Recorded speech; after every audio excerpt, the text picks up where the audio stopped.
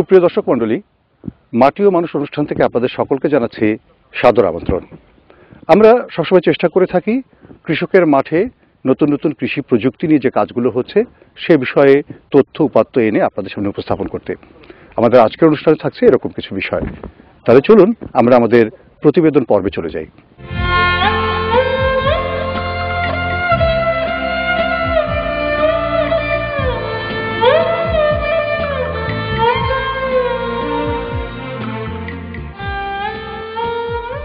জোটে যদি মোটে একটি পয়সা, খাদ্য কিনিও ক্ষুধার লাগি, দুটি যদি জোটে তবে অর্ধেকে ফুল কিনে নিও হে অনুরাগী। অর্থাৎ অনেক আগে থেকেই ফুলের প্রতি মানুষের যে ভালোবাসা, ফুলের জন্য মানুষের যে অনুরাগ, সেটি প্রকাশ করা হয়েছে কবির ভাষায়। আজকের যুগে মানুষ ফুলকে ব্যবহার করেন নিজের গৃহসজ্জার জন্য, ফুলকে ব্যবহার করেন চিত্ত বিনোদনের জন্য। কারো শুভ কামনা করতে গেলে ফুলের প্রয়োজন, কারো প্রতি শ্রদ্ধা নিবেদন করতে গেলেও ফুলের প্রয়োজন। আর বাংলাদেশে অনাদিকাল থেকেই মানুষ ফুলের বাগান করে আসছেন নিজের বাড়ির আঙিনায়, টবে, ছোট্ট জায়গাতে। কিন্তু বেশ কয়েক যুগ ধরেই বাংলাদেশে কোনো কোনো এলাকার কৃষকরা বাণিজ্যিকভাবে ফুল চাষ শুরু করেছেন। বিশেষ করে যশোরের গদখালিতে, ঢাকার সাভারে, কাশিমপুরে বিভিন্ন এলাকায় ফুলের বাগান গড়ে উঠেছে বাণিজ্যিক ভিত্তিতে। আর কৃষকের এ সমস্ত চাহিদার প্রেক্ষিতে বাংলাদেশ কৃষি গবেষণা ইনস্টিটিউট স্থাপন করেছে ফুল গবেষণা বিভাগ, যে বিভাগ তার কার্যক্রম শুরু করে 1995 সালে। গবেষণার জন্য নিশ্চয়ই এই 15 বছর বা 17 বছর খুব বেশি সময় নয়। তারপরেও এই ফুল গবেষণা বিভাগের বিজ্ঞানীরা নানা রকমের গবেষণা করে বাংলাদেশে বাণিজ্যিক ফুলের চাষের ক্ষেত্রে নতুন নতুন সম্ভাবনার দিক দেখতে পেয়েছেন, নতুন নতুন প্রযুক্তিগুলোকে উদ্ভাবন করেছেন। তাছাড়া কিভাবে এই ফুল চাষ বাণিজ্যিকভাবে লাভজনক হতে পারে, কিভাবে এই সমস্ত ফুল বিদেশে রপ্তানি করা যেতে পারে, কিংবা কিভাবে চাষ করলে কৃষকরা আর্থিকভাবে লাভবান হতে পারেন, সে বিষয়গুলো নিয়ে কাজ করছেন এখানকার বিজ্ঞানীরা।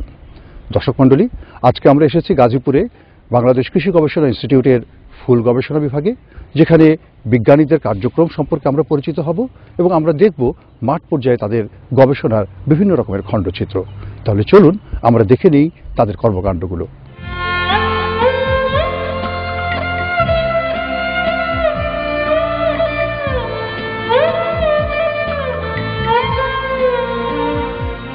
ফুল গবেষণা বিভাগের কার্যক্রম শুরু হয় 1995 সালে।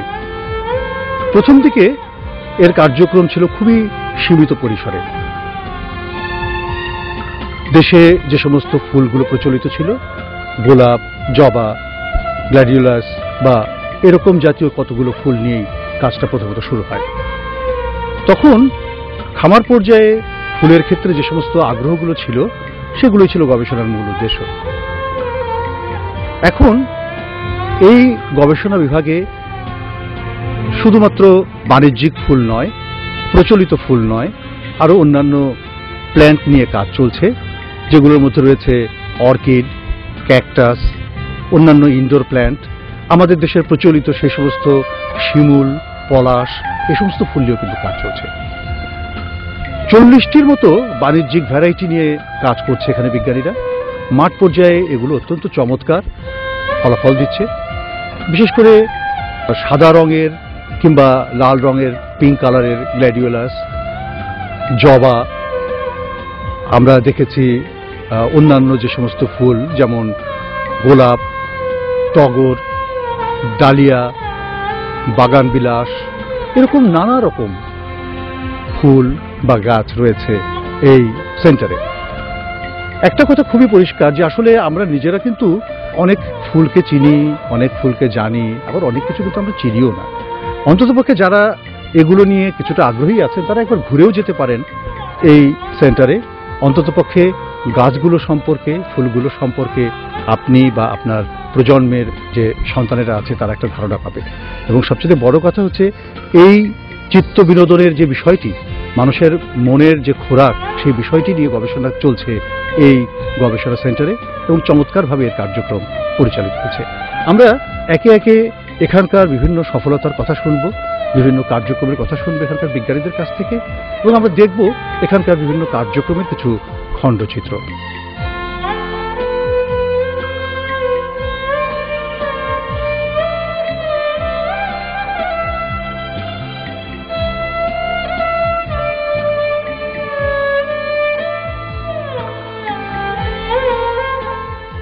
বাংলাদেশ কৃষি গবেষণা ইনস্টিটিউট একটি বহুবিধ ফসল গবেষণা প্রতিষ্ঠান। এই প্রতিষ্ঠানে প্রায় 200-এর উপর ফসল নিয়ে গবেষণা করা হয়। এই গবেষণা প্রতিষ্ঠানের 7টি ফসল গবেষণা কেন্দ্র আছে। আমাদের প্রধান কেন্দ্র গম গবেষণা কেন্দ্র, যেটা প্রধান কেন্দ্র নসিপুরে অবস্থিত। এছাড়া আছে মশলা গবেষণা কেন্দ্র শিবপুর, আমাদের শিবগঞ্জ বগুড়া। এছাড়া রয়েছে আমাদের ডাল গবেষণা কেন্দ্র ঈশ্বরদীতে, এবং হর্টিকালচার রিসার্চ সেন্টার যেটা জয়দেবপুরে, এবং TCRC টিউবার ক্রপ রিসার্চ, যেখানে আলু প্রধানত গবেষণা করা হয় আলু নিয়ে। টিউবার ক্রপ রিসার্চ সেন্টারের প্রধান অফিস আমাদের জয়দেবপুরে। এছাড়া তেল বীজ গবেষণা কেন্দ্র এবং প্লান্ট জেনেটিক রিসার্চ সেন্টারে আমাদের জয়দেবপুরে অবস্থিত। তো আমাদের সবচেয়ে বড় সেন্টার আমি মনে করি উদ্যান তত্ত্ব গবেষণা কেন্দ্র হর্টিকালচার রিসার্চ সেন্টার, এটা জয়দেবপুরে অবস্থিত প্রধান কেন্দ্র। এছাড়াও সারা দেশে বিভিন্ন কেন্দ্র উপকেন্দ্রে আমাদের এই হর্টিকালচার রিসার্চ সেন্টারের উপকেন্দ্র আছে। 1995 সাল থেকে আমরা ফুলের উপরে গবেষণা শুরু করি। ইতিপূর্বে আমরা ফুল নিয়ে কাজ শুরু করি নাই, তবে ফুল যখন বাজারে এদেশের মানুষের কাছে জনপ্রিয় হতে শুরু করলো, সেই জন্য আমরা 1995 সাল থেকে হর্টিকালচার রিসার্চ সেন্টারের অধীনে আমরা ফুল নিয়ে গবেষণা করি। এই 95 থেকে কয়েক বছরের মধ্যে আমি মনে করি আমাদের ফুলের বিভিন্ন ক্ষেত্রে কমার্শিয়ালি যে সমস্ত ফুল ইম্পর্টেন্ট সেগুলো তো আছেই, এছাড়াও আমাদের ক্যাকটাস এবং হাউস প্লান্ট সহ বেশ শত শত জাম্পলাজাম এখানে আছে এবং এটার উপরে কাজ চলতেছে, এবং আমাদের বিভিন্ন রিজিওনাল স্টেশনের আমরা এটা নিয়ে গবেষণা করতেছি। আমরা শুধু ফুলের জাতই নির্বাচন করতেছি না, অথবা শুধু এরা এই ম্যানেজমেন্ট প্র্যাকটিস নিয়েও আমরা গবেষণা করতেছি। যেমন কোন সময় লাগাতে হবে, কতটুক সার দিতে হবে, এটা সিড রেট কি, এক গাছ থেকে আরেক গাছের দূরত্ব কি, কি রোগ হতে পারে, কি পোকামাকড় লাগতে পারে, এবং এটার হারভেস্টিং পিরিয়ড কখন হওয়া উচিত, ফুলের শেলফ লাইফ কতদিন থাকে কোনটা, এ সব ধরনের তথ্য আমাদের গবেষকরা এই কোনো একটা জাত রিলিজ করার আগেই, অর্থাৎ মুক্তায়ন করার আগে এটা বিভিন্ন তথ্য গবেষণালব্ধ তথ্য সংগ্রহ করা হচ্ছে। আমাদের গবেষণা নিরলসভাবে কাজ করতেছে। যদিও এই ডিভিশন নতুন, বিজ্ঞানীর সংখ্যাও কম, তবু আমি মনে করি সাফল্য এর অনেক বেশি।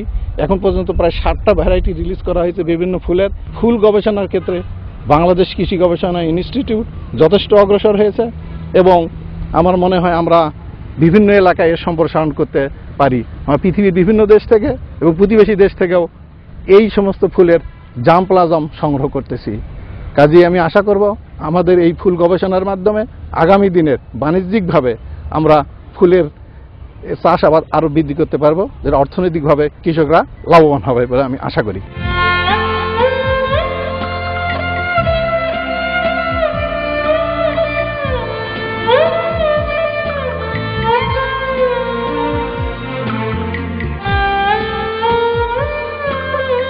আমরা জানি বাংলাদেশ কৃষি গবেষণা ইনস্টিটিউট একটি স্বায়ত্তশাসিত গবেষণা প্রতিষ্ঠান।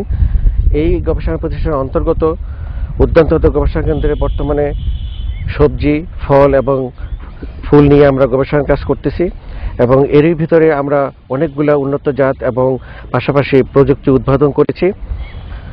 এই গবেষণা কেন্দ্রে ফুল বিষয়ে আমরা আমাদের যে বিজ্ঞানীরা গবেষণা করতেছে, এটি 1995 সনে থেকে আমরা গবেষণা কাজ শুরু করেছি, এবং এই স্বল্প পরিসরে আমরা অনেকগুলো উন্নত জাত এবং এই জাতগুলো সঠিকভাবে এবং অর্থনৈতিকভাবে যাতে কৃষক লাভবান হয় তারই উদ্দেশ্যে আমরা বিভিন্ন প্রযুক্তি উদ্ভাবন করেছি। এবং আমাদের বিজ্ঞানীরা নিরন্তর প্রচেষ্টায় তারা যে গবেষণা কাজগুলি করতেছে, এবং এর পরিপ্রেক্ষিতে যে গবেষণালব্ধ জ্ঞান মাঠ পর্যায়ে প্রয়োগের জন্য কৃষকের জন্য যে উদ্ভাবিত জাতগুলি তারা উদ্ভাবন করেছে, এগুলো আমরা সঠিকভাবে কৃষকের মাঝে পৌঁছানোর জন্য আমরা বিভিন্ন প্রশিক্ষণ কর্মসূচিও আমরা গ্রহণ করেছি এবং কৃষক পর্যায়ে আমাদের যোগাযোগ প্রতিষ্ঠা লাভ করেছে এবং আমরা আশা করি ভবিষ্যতে এই কর্মকাণ্ড আরও প্রসারিত হবে এবং আমরা কৃষকের জন্য আরও ভালো ভালো উন্নত জাত বের করতে পারবো এবং পাশাপাশি এই জাতগুলো সঠিকভাবে কৃষক চাষাবাদ করে যাতে অর্থনৈতিকভাবে লাভবান হয় তার এই পরিপ্রেক্ষিতে আমরা প্রযুক্তি উদ্ভাবন করতে সক্ষম হব।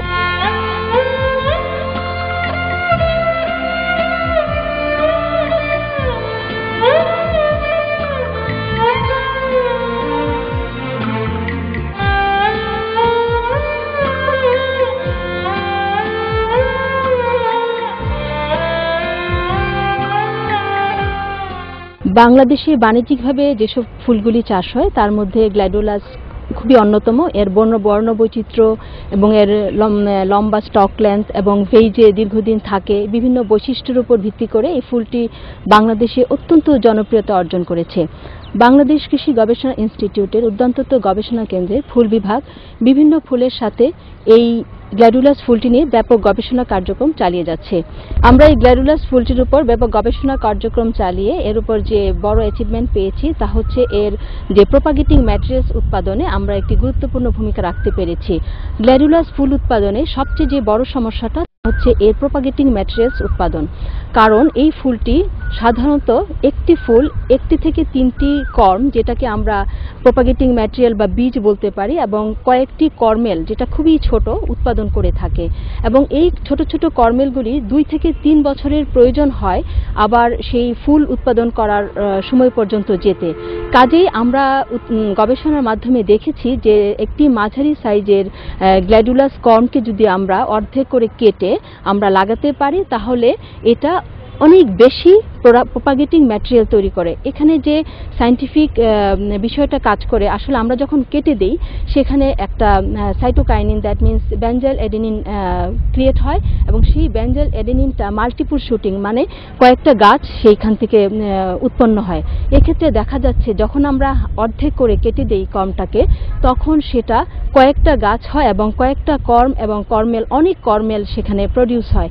এক্ষেত্রে আমরা গবেষণায় দেখেছি যে গ্ল্যাডিওলাস কর্মে যখন আমরা অর্ধেক করে কেটে দিয়েছি এবং আস্ত করে লাগিয়েছি সেখানে অর্ধেক করে কাটাতে প্রায় ডাবল প্রোপাগেটিং ম্যাটেরিয়াল উৎপন্ন হয়েছে। আমি মনে করি আমাদের এই টেকনোলজিটা অত্যন্ত ভালো হবে। প্রোপাগেটিং ম্যাটেরিয়াল খুব অল্প সময়ে খুব তাড়াতাড়ি প্রোপাগেটিং ম্যাটেরিয়াল তৈরির জন্য এই টেকনোলজিটা আমরা কৃষক পর্যায়ে খুব দ্রুত বিস্তারের চেষ্টা করছি। বিভিন্ন প্রশিক্ষণ এবং আমাদের লিফলেট বুকলেটের মাধ্যমে কৃষক পর্যায়ে আমরা বিস্তারের চেষ্টা করছি।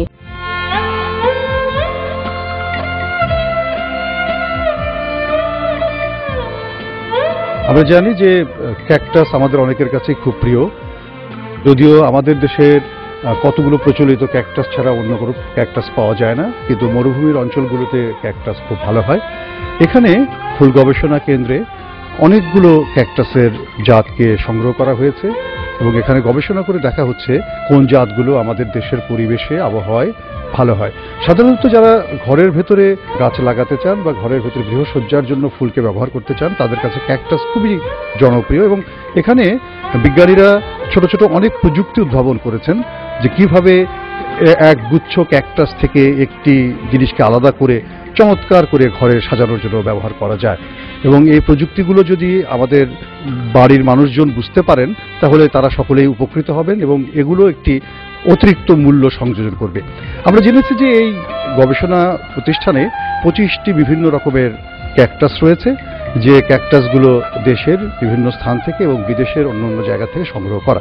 এবং এই ক্যাকটাসগুলো কিন্তু ইতোমধ্যেই যারা ব্যবসা বাণিজ্য করেন, উদ্যোক্তারা আছেন, তারা নিচ্ছেন এবং এখান থেকে এগুলোকে নিয়ে তারা কিন্তু বিক্রিও করছেন। আপনারাও কিন্তু কৃষি গবেষণা প্রতিষ্ঠানের এই ফুল গবেষণা বিভাগে যোগাযোগ করে এই বিষয়ে আরো তথ্য প্রযুক্তি সেটা কিন্তু পেতে পারেন। ঘরের অভ্যন্তরীণ সজ্জার জন্য কিছু গাছ আমরা ব্যবহার করি, যেগুলো অনেকে ঝুলিয়ে রাখেন, অনেকে জানলার সাথে লাগিয়ে দেন। বিশেষ করে ইনডোর প্ল্যান্ট হিসেবে এগুলোর একটি পরিচিতি আছে। এগুলোকে বলা হয় সাকুলেন্ট, যেগুলো ঘরের পরিবেশটাকেই উন্নততর করে দেয়। এখানে গৃহসজ্জার জন্য ঘরের ভেতরে রাখার জন্য নানা রকমের সাকুলেন্টের প্রজাতি সংগ্রহ করা হয়েছে। বিজ্ঞানীরা বলছেন যে অন্তত 10টি প্রজাতি তারা দেখতে পেয়েছে যেগুলো বাংলাদেশে খুব ভালোভাবে করা সম্ভব। অন্যান্য প্রজাতিগুলো সংগ্রহ করার চেষ্টা করা হচ্ছে। প্রকৃত কথা হচ্ছে যে ফুলকে তো আমরা সকলেই ভালোবাসি, সবুজকে আমরা ভালোবাসি, গাছপালা লতাপাতাকে আমরা ভালোবাসি, আর ভালোবাসার জিনিসটিকে তো সবসময় কাছেই রাখতে চাই। অতএব নিজের ঘরে, ড্রয়িং রুমে কিংবা বেডরুমে কিংবা বারান্দায় এই প্ল্যান্টগুলো খুব চমৎকারভাবে বেড়ে উঠতে পারে। সবুজের সাথে বসবাস, প্রকৃতির সাথে বসবাসের জন্য আপনি কিন্তু এগুলোকে নির্বাচন করতে পারেন আপনার নিজের বাড়ির জন্য, নিজের ঘরের জন্য।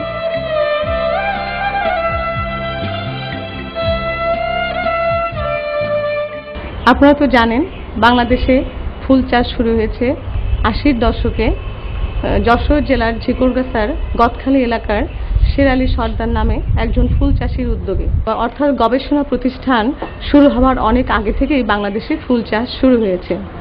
আমরা মূলত আমাদের উদ্ভাবিত জাতের প্লান্টিং ম্যাটেরিয়াল সমূহ ফুল চাষি এবং নার্সারি ম্যানদের কাছে সরবরাহ করি এবং আমাদের প্রযুক্তিসমূহ প্রশিক্ষণের মাধ্যমে ডিসেমিনেট করি।